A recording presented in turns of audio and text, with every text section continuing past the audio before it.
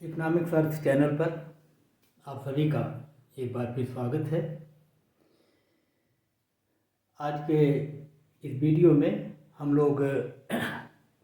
एक कर की चर्चा करेंगे, टैक्स की। और जिसकी सबसे प्रारंभ में जो चर्चा किया वो प्रोफेसर AC पीगू ने 1920 में अपनी प्रसिद्ध पुस्तक वेलफेयर ऑफ इकोनॉमिक्स में। और इन्हीं प्रोफेसर पीगू के नाम पर ही इस टैक्स को पीगूवियन टैक्स या पीगूवीय कर के रूप में माना जाता है, जाना जाता है। यह कर एक विशेष तरह की का कर है और जिसका उल्लेख सर्वप्रथम पीगू ने किया था। और यह कर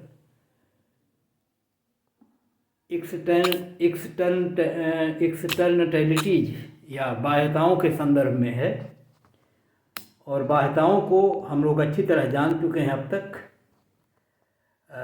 मेरे इसी चैनल पर भी बाह्यताओं के संदर्भ में एक अलग से वीडियो पड़ा हुआ है, एक्सटर्नटैलिटी एंड मार्केट फेल्योर नाम से। आप वहाँ से भी इसके बारे में डिटेल पढ़ सकते हैं। उसके बाद एक और वीडियो है जिसमें कोज थ्योरम के संदर्भ में चर्चा की गई है। वहाँ पर भी इन बाह्यताओं के संदर्भ में विस्तृत चर्चा है। तो आज इस वीडियो के माध्यम से हम उस पीगूवियन टैक्स के संदर्भ में चर्चा करेंगे और जिन बाह्यताओं की चर्चा अपने वेलफेयर इकोनॉमिक्स में प्रोफेसर पीगू ने की, वह वास्तव में उस विचार का एक संवर्धित या विकसित रूप है जो प्रोफेसर मार्शल ने बाह्यताओं के संदर्भ में, चाहे वो धनात्मक हो चाहे वो ऋणात्मक हो, किया था।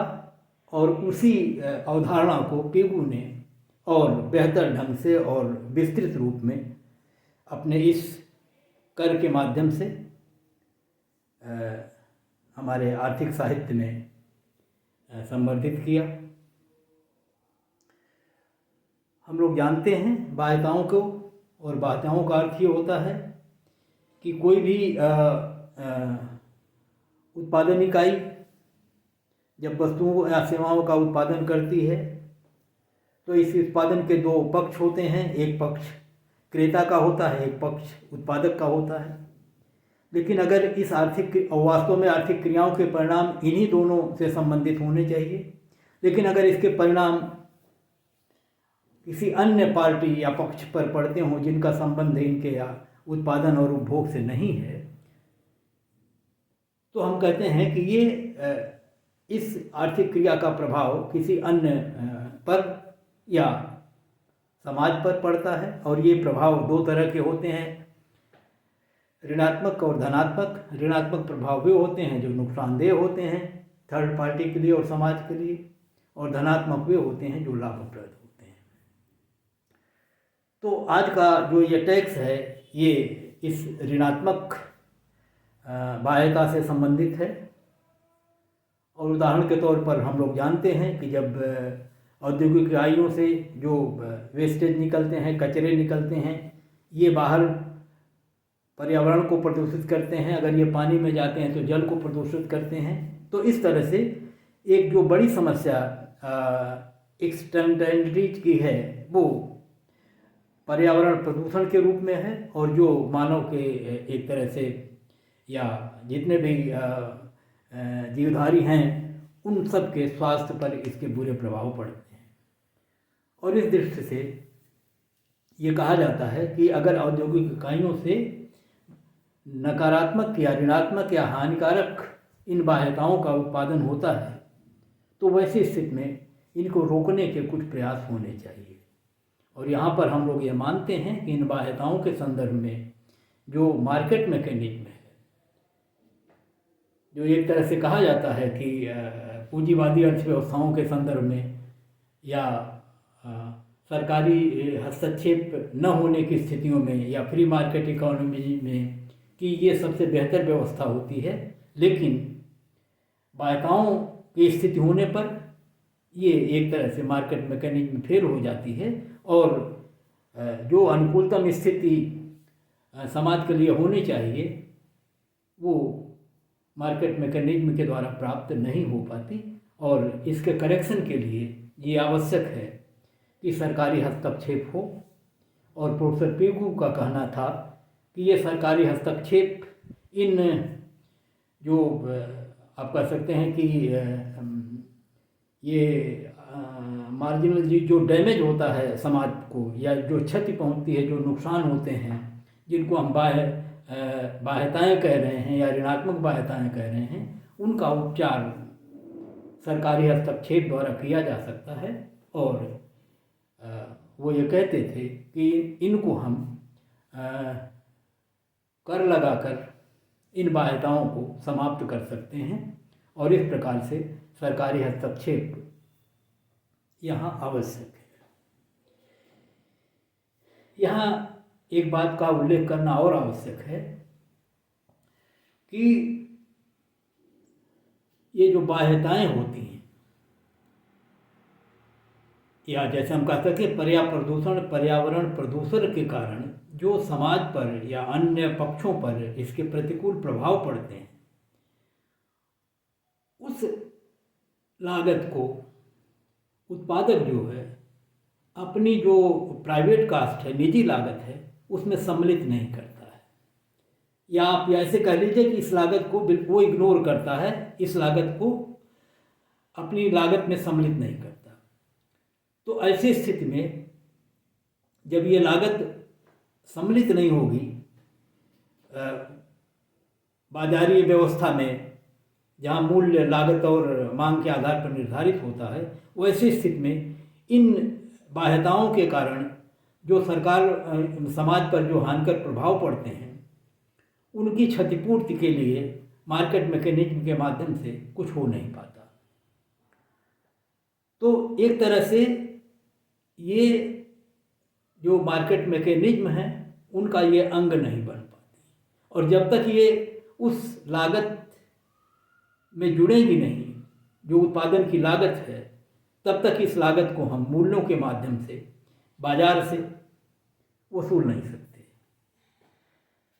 और हम जानते हैं कि जब लागतें बढ़ेंगी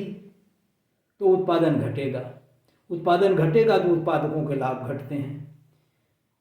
बिक्री घटती उनकी। तो वो चाहते हैं कि इन लागतों को इसमें अगर सम्मिलित किया जाएगा तो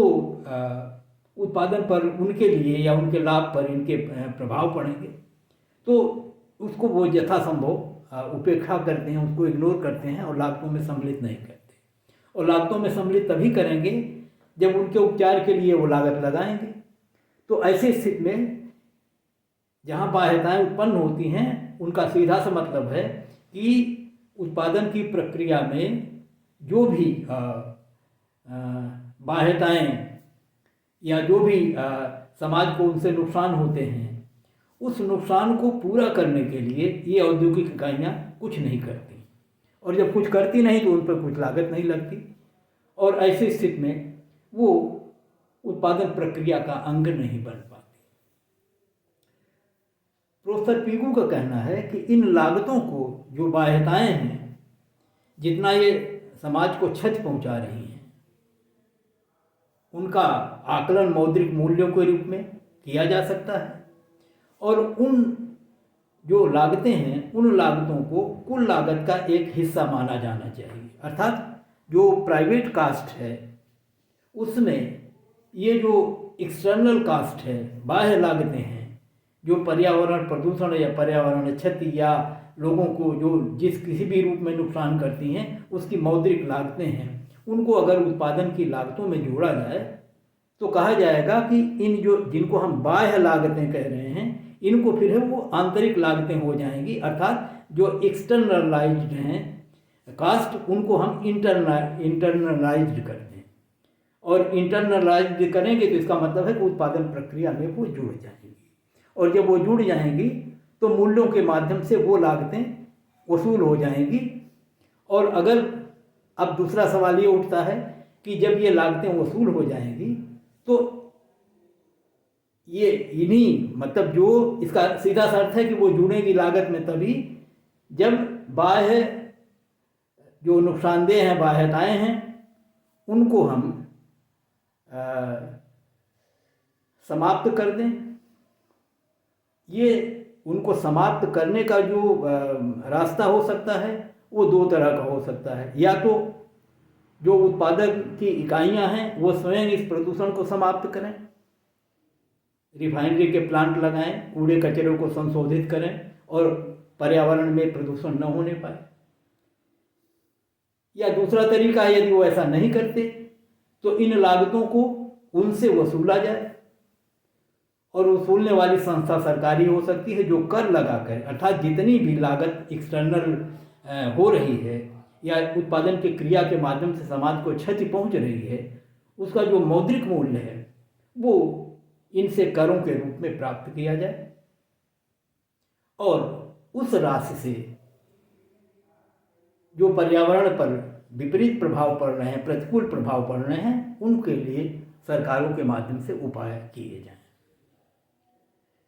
यहाँ पर एक बात और ध्यान देने योग्य है, और वो ये है कि जब बाह्यताओं के कारण जो नुकसान हो रहा है उस क्षति को,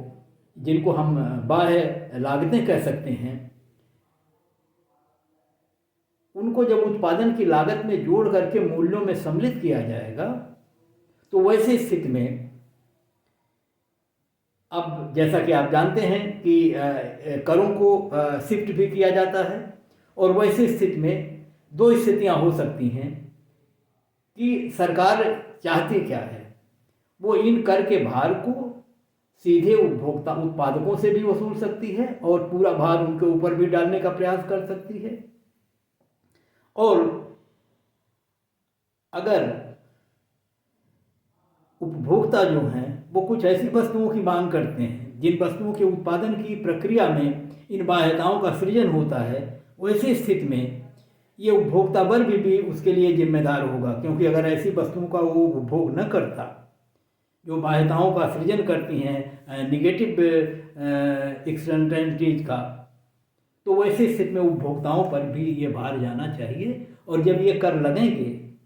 तो कर की जैसी भी प्रकृति होगी और जो भी सरकार का जैसा लक्ष्य होगा कि कहाँ से कर को वसूलना है और उत्पादन को घटाने या उपभोग को घटाने का क्या लक्ष्य है उनका, उस तरह से उन करों को वो लगा सकती है उनकी मात्राओं के आधार पर, या लमसम रूप में, एक मुस्तराज के रूप में उपभोक्ता उत्पादकों से वसूला जा सकता है, वो जैसा भी हो। तो इस कर को जो बाह्यताओं को या बाह्यताओं की लागत को पूरा करने के लिए सरकारों द्वारा लगाए जाएंगे, और जिनसे जो सामाजिक क्षति होती है इन उत्पादन इकाइयों के जो आप कह सकते हैं बाह्यताओं के कारण, उसे वो दूर करने के लिए ही इस तरह के कर लगाए जाएंगे। और क्योंकि और इसी कर को हम जो इस रूप में लगाए जाते हैं कि इन बाह्यताओं को पूरा किया जाएगा इनसे, और इन बाह्यताओं की जो लागत है उसको उत्पादन प्रक्रिया में सम्मिलित किया जाएगा, तो इसी कर को हम लोग जो है पिगुवीय कर या पिगुवियन टैक्स के रूप में जानते हैं।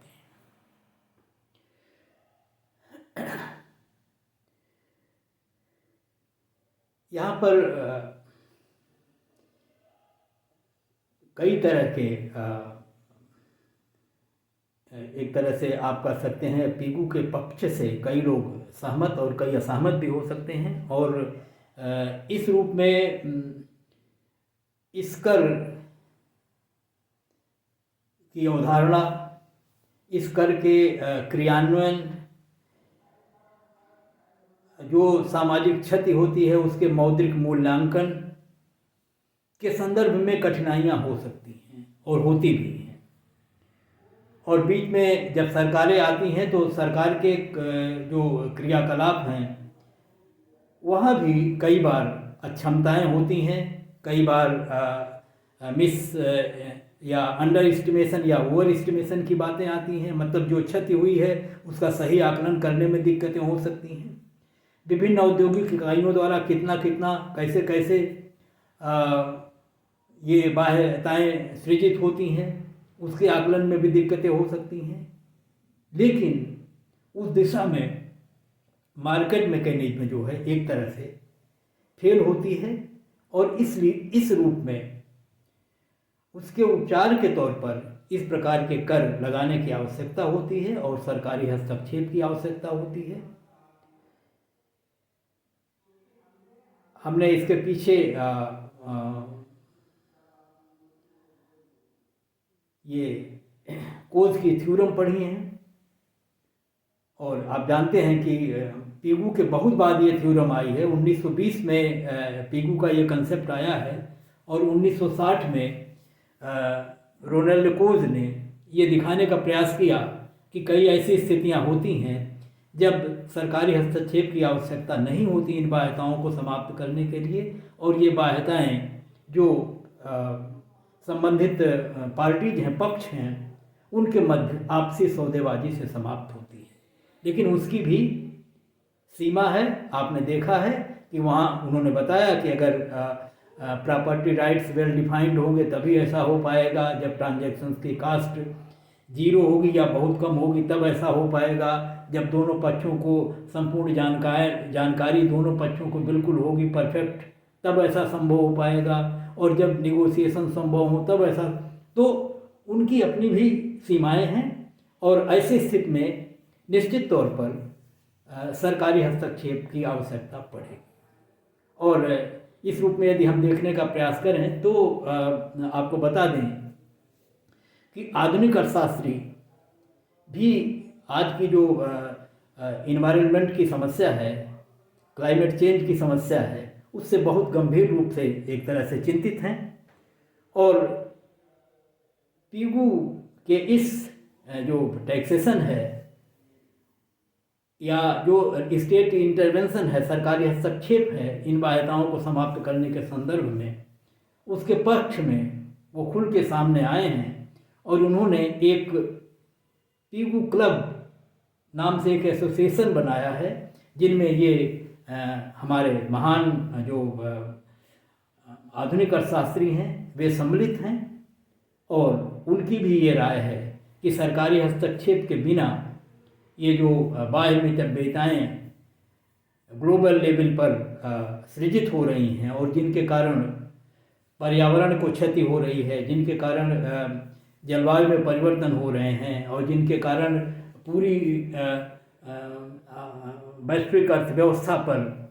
और वैश्विक जनजीवन पर जो दुष्प्रभाव पड़ रहे हैं, उनको दूर करना बिना सरकारी हस्तक्षेप के संभव नहीं होगा। यहाँ पर एक चित्र के माध्यम से भी हम लोग इस पीगू प्रभाव को समझ सकते हैं, पीगू कर को। और वही आपका सुपरिचित जो चित्र होगा जो एक्सटर्नलिटीज के संदर्भ में हमने पढ़ा है, और क्योंकि कर का संबंध ऋणात्मक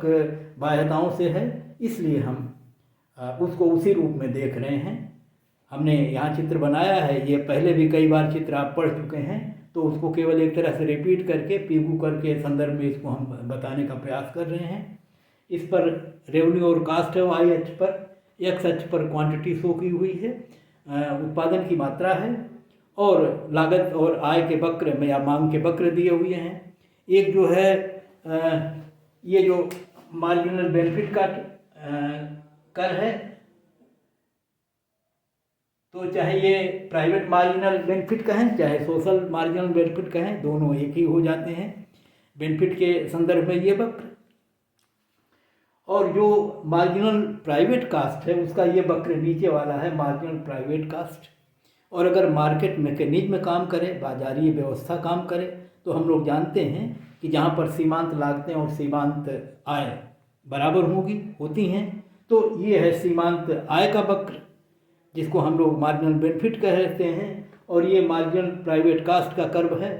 और दोनों जहाँ पर काटते हैं उसके द्वारा जो उत्पादन निर्धारित होता है, यही ऑप्टिमम होता है मार्केट मैकेनिज्म वाली व्यवस्था में। और उस स्थिति में ओ क्यू उत्पादन इस चित्र में होगा, वो ऐसी स्थिति में माना जाएगा मार्केट मैकेनिज्म के माध्यम से जो क्वांटिटी निर्धारित हुई है वो ऑप्टिमम है। तो ये कॉम्पिटिटिव इफिशिएंट कंडीशन है।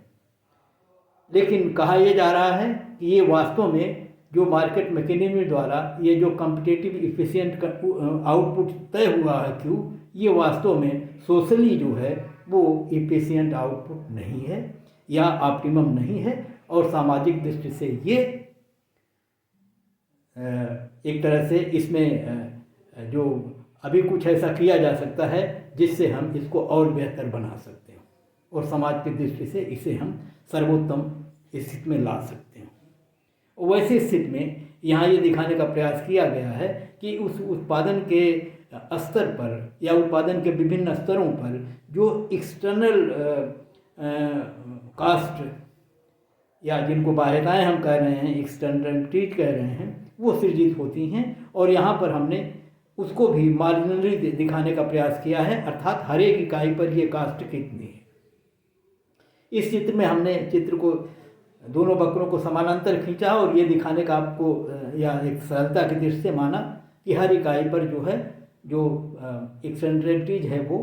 बराबर हैं, जबकि वास्तव में वो उत्पादन बढ़ने के साथ साथ बढ़ती हैं। तो आप उसको बढ़ता हुआ भी शो कर सकते हैं और किसी भी बढ़ती हुई रेखा के रूप में शो कर सकते हैं। और जब इन दोनों कास्ट को जोड़ते हैं, क्योंकि वो कास्ट यहाँ कहीं नीचे आएगी, चित्र को जटिल बनाने के लिए हमने उसको खींचा नहीं है, जटिल हो जाएगा। और आप जानते हैं कि वो कास्ट कुछ होती है और उसमें जब हम प्राइवेट कास्ट में जोड़ देते हैं तो दोनों की जो कास्ट होती है वो ये होती है, जिसको हम मार्जिनल सोशल कास्ट कहते हैं। यहाँ हमने एरो लगा के इंगित करने का प्रयास किया है कि दोनों वक्रों के बीच की जो ये वर्टिकल दूरी है ये सीमांत इकाइयों पर होने वाली बाह्यताएं हैं या जो नुकसान समाज को होता वो हैं, और वो है ये राशि। तो इस तरह से ये एक्सटर्नल मार्जिनल कास्ट है, ये प्राइवेट मार्जिनल कास्ट है, और दोनों को जब जोड़ देंगे वर्टिकली तो ये हो जाएगा मार्जिनल सोशल कास्ट। और अब जब हम देखेंगे कि संतुलन की स्थितियां कहाँ हैं तो ये मिलेगा, पहले E1 पर थी जो कॉम्पिटिटिव इफिशिएंट या ऑप्टिमम कंडीशन थी, और अब ये स्थिति आ जाएगी E1 पर जहाँ पर उत्पादन Q1 हो जाएगा, अर्थात उत्पादन अब घट जाएगा। और ये स्थिति जो है सामाजिक दृष्टि से अनुकूलतम स्थिति होगी। और दोनों के जो बीच की स्थिति है वो एक्सटर्नल कास्ट को शो करती है, मार्जिनल एक्सटर्नल कास्ट को शो करती है। और अगर हर इकाइयों पर होने वाली इस कास्ट को हम जोड़ लेते हैं तो ये टोटल एक्सटर्नल कास्ट हो जाती है। और अगर उस दृष्टि से हम देखें तो Q1 और Q के मध्य में जो मार्जिनल प्राइवेट कास्ट और मार्जिनल सोशल कास्ट के बीच में जो गैप है, जिसको हमने थोड़ा सा अलग करके चित्रित करके दिखाने का प्रयास किया, तो ये जो शेडेड चित्र है E1RE, ये हर इकाई पर, सीमांत इकाइयों पर होने वाली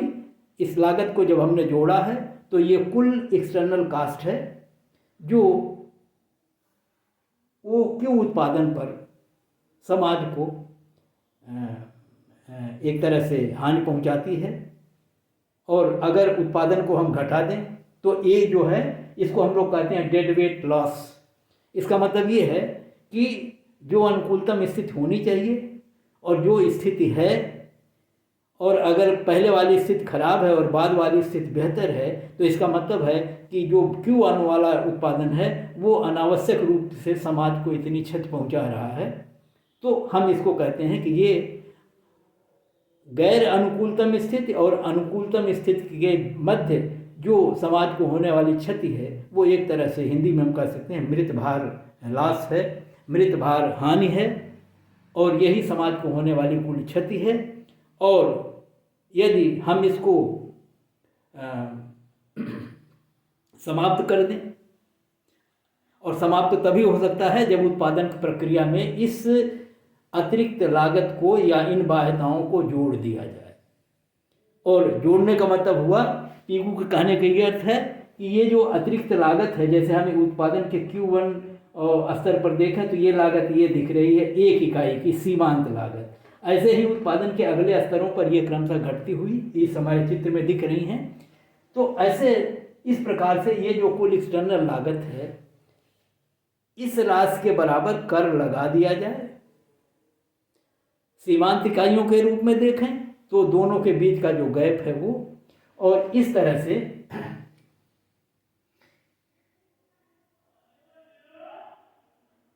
यहाँ पर थोड़ा सा हम आपको संशोधित कर दें। हम दिखा तो इससे भी सकते हैं, लेकिन ये रूप थोड़ा ऐसे होना चाहिए था। ये कास्ट जो है वो इसके ऊपर वाले हिस्से में आएगी। ये हिस्सा है, और ये जो हिस्सा है ये वाला। तो अब हम इसको यहाँ से आर उठा के यहाँ कर सकते हैं। वास्तव में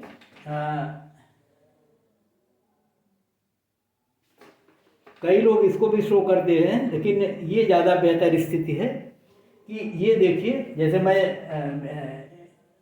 ये जो स्थिति नीचे वाला जो त्रिकोण है, ये उस स्थिति को दिखाता है कि जब उत्पादन यहाँ से यहाँ घटेगा तो इसको लॉस इतना हो जाएगा, इस उत्पादक इकाई को पहले की तुलना में इतना लॉस उठाना पड़ेगा। और वो जब हम कोई थ्योरम में पढ़ते हैं तो इस लॉस की भरपाई कैसे की जाएगी, उस दृष्टि से हम सौदेबाजी की बात करते हैं। लेकिन यहाँ जो लॉस होगा वो ये होगा कि अंतिम इकाई पर देखिए, ये मार्जिनल जो एक्सटर्नल कास्ट वो ज़्यादा होगी, जैसे जैसे उत्पादन घटती जाएगी। यही हम दिखाने का प्रयास कर रहे हैं कि एक्सटर्नल कास्ट उत्पादन की मात्रा बढ़ने के साथ साथ बढ़ती है। तो ये जो है डेड वेट लॉस जो है वो होगा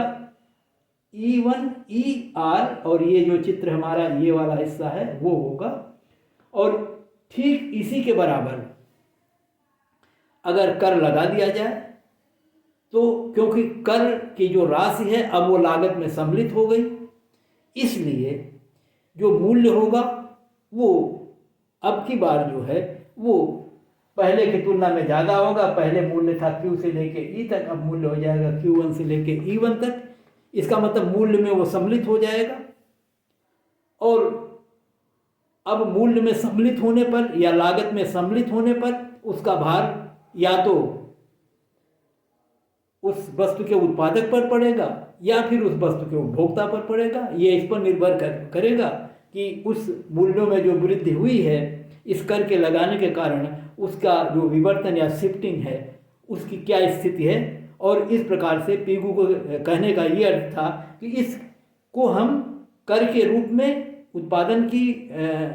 इसी आधार पर लगा देंगे, और इसका जो प्रभाव है ये उत्पादक या उस वस्तु के उपयोगकर्ता किसी के ऊपर जाएगा, लेकिन ये उत्पादन की प्रक्रिया में सम्मिलित हो जाएगा। और तब ये एक्सटर्नलाइज नहीं रह जाएगा, तब ये इंटरनलाइज्ड हो जाएगा, अर्थात उत्पादन की प्रक्रिया में ये जो बाह्य लागत है वो सम्मिलित हो जाएगी। और हम पहले उल्लेख कर चुके हैं कि ये राशि सरकार को मिलेगी, और सरकार उस राशि का उपयोग प्रदूषण को समाप्त करने में कर सकती है, और जिस किसी भी रूप में इस बाह्य मितव्यताओं को समाप्त किया जा सकता है वो उसका वो उपयोग कर सकती है। और इस कर की राशि को कुल ये एस्टिमेट हो गया कि कुल कर इतना लगाना है, और उस कर की राशि को वो जैसे भी चाहे प्रति इकाई कर के रूप में उसको वितरित कर सकती है। वो देख सकती है कि कुल कितना उत्पादन हो रहा है, कुल कितना कर की राशि लेनी है। चाहे आप इनको वस्तु की इकाइयों के आधार पर लगा लीजिए, चाहे आप वस्तु के कुल मूल्य या टर्नओवर के आधार पर लगा लीजिए, कितनी कुल बिक्री और आय हो रही उस आधार पर, और चाहे उत्पादक पर इस राशि को हम एक मुश्त किसी कर के रूप में लगा के प्राप्त कर लें। अब वो उसके ऊपर है कि वो आगे उसे क्रेताओं पर टाल पाता है या नहीं टाल पाता है, तो स्वयं भी वो स्वीकार सकता है और आगे उन पर भी टाल सकता है। और उन पर भी टालना आवश्यक इसलिए है क्योंकि वो ऐसी वस्तुओं का उपभोग करते हैं जो बाध्यताओं का सृजन करती है। जैसे आप टोबैको प्रोडक्ट्स को ले लीजिए, अगर इन टोबैको प्रोडक्ट्स को लोग उपभोग न करें तो ऐसी वस्तुओं का उत्पादन नहीं होगा, तो ये जो बाह्यताएँ हैं या जो समाज को नुकसान करने वाले जो तत्व उनमें हैं, वो जो समाज को नुकसान करते हैं वो न करेंगे। तो उनके उपभोग को नियंत्रित करना हमारा लक्ष्य हो सकता है, उनके उत्पादन को नियंत्रित करना हमारा लक्ष्य हो सकता है, और उस लिए सरकारी हस्तक्षेप जरूरी होगा। और उस रूप में जो टैक्स लगेगा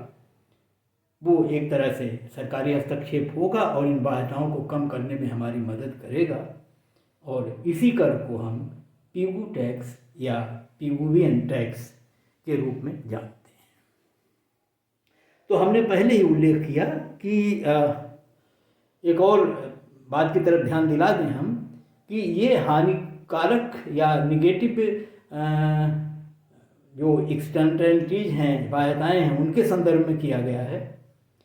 जो पॉजिटिव हैं उनके संदर्भ में भी पीगू का विचार है। और वो ये कहते हैं कि जो लोग अपनी आर्थिक क्रियाओं से ऐसी बाध्यताओं का सृजन करते हैं जो समाज को फायदे पहुंचाती हैं, थर्ड पार्टी को फायदे पहुंचाती हैं, वैसी स्थिति में वहाँ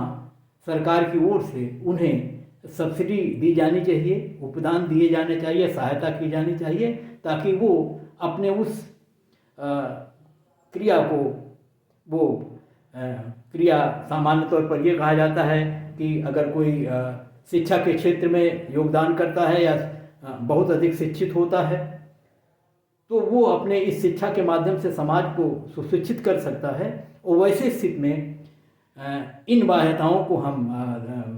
कह सकते हैं कि ये पॉजिटिव हैं, सकारात्मक है, समाज के लिए लाभदायक हैं। इस नाते जो लोग भी ऐसे कार्य करते हैं, चाहे वो शोध की दिशा में करते हों, इनोवेशंस की दिशा में करते हों, उच्चतर ज्ञान के दिशा में करते हों, उनको अगर इस तरह की फैसिलिटी दी जाएं तो वे जो समाज में अपने इस क्रिया के माध्यम से लाभकर प्रभाव छोड़ सकते हैं। तो वहाँ पर उन्होंने इसको हम लोग पिगुवियन सब्सिडी के नाम से जानते हैं, इसको हम लोग पिगुवियन टैक्स के नाम से जानते हैं। तो इस रूप में यहाँ या इस वीडियो के माध्यम से मेरा ये प्रयास था कि हम इसको समझ लें और सारी बातें हमने बता दी हैं। जैसे देखिए ये लिखा है, redistribution of cost back to the producer और user of the negative externalities. अर्थ वही है कि जो कास्ट इस पर आती है बाह्य मितव्यताओं की, ये बैक की जाएं और उत्पादन प्रक्रिया में इंटरनलाइज करी जाएं, और वे चाहे तो उत्पादक पर जाएं और चाहे तो उन वस्तुओं का जो उपभोग करते हैं उनके ऊपर जाए। तो ये ऐसा करके हम इस टैक्स के माध्यम से या सरकारी हस्तक्षेप के माध्यम से इस तरह से जो बाध्यताएँ, नकारात्मक बाध्यताएँ सृजित होती हैं उन्हें कम कर सकते हैं। और एक और समस्या उत्पन्न होती है जिसको हम लोग मॉरल हैजार्ड कहते हैं, और मॉरल हैजार्ड पर भी एक वीडियो हमारे इसी चैनल पर आप वहाँ से पढ़ सकते हैं। उसका सीधा सा अर्थ ये होता है कि उत्पादक जो है अपने उत्पादन प्रक्रिया के दौरान अपने लाभों को अधिकतम करने के लिए कुछ ऐसे कार्य करते हैं जो नैतिक नहीं हैं, जो उनको करने नहीं चाहिए। और ये काम वास्तव में अनैतिक ही है कि वो अपनी आर्थिक क्रियाओं से प्रदूषण का सृजन करते हैं और इससे समाज को क्षति उठानी पड़ती है, और ये अपने लाभों को अधिकतम करने के लिए करते हैं। ऐसा उनको नहीं करना चाहिए। तो ये कहा गया कि ये जो मॉरल हैजार्ड है, ये जो बौद्धिक जोखिम है, जो उत्पादकों को जब हम कोई कार्य करने के लिए सरकारें या कोई भी एक तरह से अनुमति देते हैं, लाइसेंस देते हैं, प्रॉपर्टी राइट्स देते हैं, तो उनमें कितने भी आप प्रतिबंध लगा दें, लेकिन ये जो मॉरल हैजार्ड के लिए जो आवश्यक है कि वो गुडविल में काम करें, वो जो है गुड फेथ में काम करें, और वो लाभ कमाने के चक्कर में अपने इस जो गुड फेथ को है, सद्विश्वास को है, वो बदल देते हैं अपने निर्णय, अपने क्रियान्वयन में, और वो ऐसे गलत कार्य करते हैं जो उनके लाभ को तो बढ़ा देते हैं लेकिन समाज को क्षति पहुंचाते हैं। तो उस मॉरल हैजार्ड या जो नैतिक जोखिम है इस आर्थिक क्रियाओं में, वहाँ पर भी ध्यान होना चाहिए, और उसको दूर करने के लिए यथासंभव अगर आर्थिक आप कहीं उपकरणों की ज़रूरत हो तो पिगू कर जैसे उपकरणों को या सरकारी हस्तक्षेप जैसी स्थिति को हमें वहाँ पर लाना पड़ेगा। और भी तरीके हो सकते हैं। सरकारें जब उत्पादन इकाइयों को उत्पादन करने की अनुमति देती हैं तो वो ये देख लें कि कितने उत्पादन तक जो बाह्य मितव्ययताओं का सृजन होता है वो हानिकर कब हो जाएगी, और उस स्थिति के आगे उत्पादन करने से उन्हें रोका जा सकता है। और अगर उसके आगे करते हैं तो उनके ऊपर ये एक तरह से वैधानिक दबाव होने चाहिए, प्रेशर होने चाहिए कि वो उसके लिए या तो कर दें या तो जो प्रदूषण वो फैलाते हैं उसकी वो उपचार करें और प्रदूषण फैलने न पाए। तो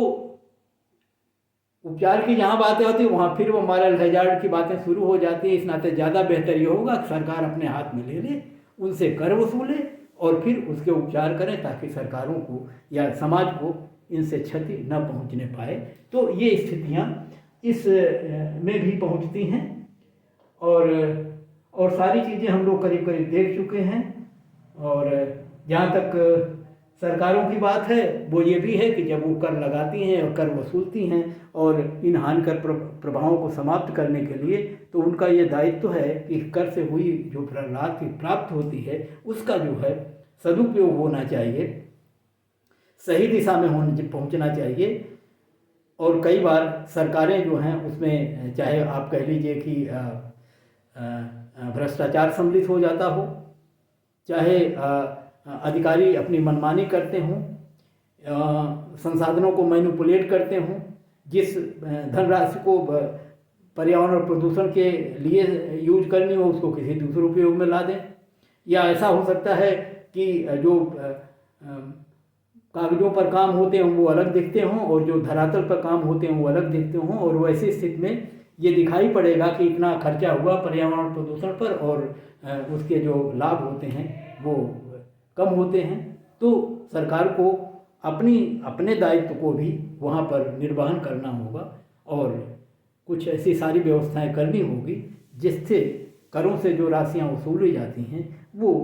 एक्सटर्नल जो वो डैमेज है उसको दूर करने में मदद कर पाएँ। तो इसी के साथ ये जो पीगू कर है उसका हम